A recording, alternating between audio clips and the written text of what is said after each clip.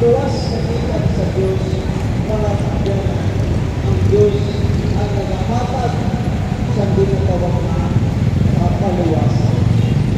Kaya ang Diyos ang kapyanan. Yan ang masiling natin maayo na milagro na ginahilak sa Diyos. Hindi yung kung ano-ano na may mga nakita kita, may mga nahulog na malayo, kung ano, hindi yun ang masiling natin maayong balita. So kung sa ibang lugar may mga nahulog ng ice, nakakabyanan ng bubaan, malakya ang bubaan pala, hindi yung milagro, hindi yung maayong milagro.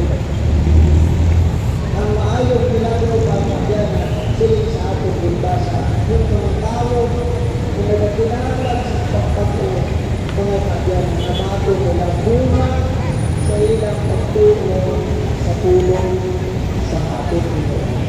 Kaya huwag ito.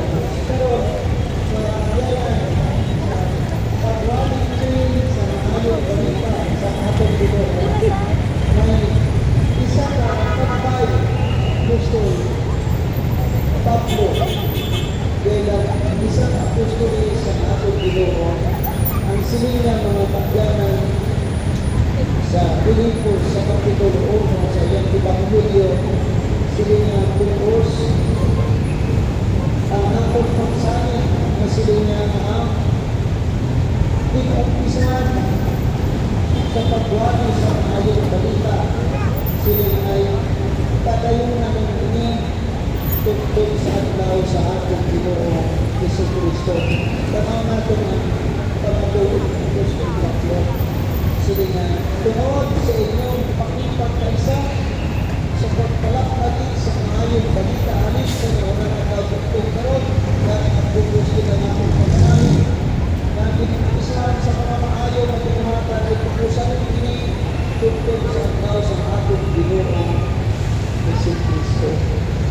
Kaya ang pamatay na pagyanan ni Apostol Pablo kung paano sila niya sa una na may mga tao sila sa Biblia na sila nato nagabuli, nagasakdag sa Ebanghelyo ini sa atong sila ni Apostol Pablo ang pamabay na patayunan nito.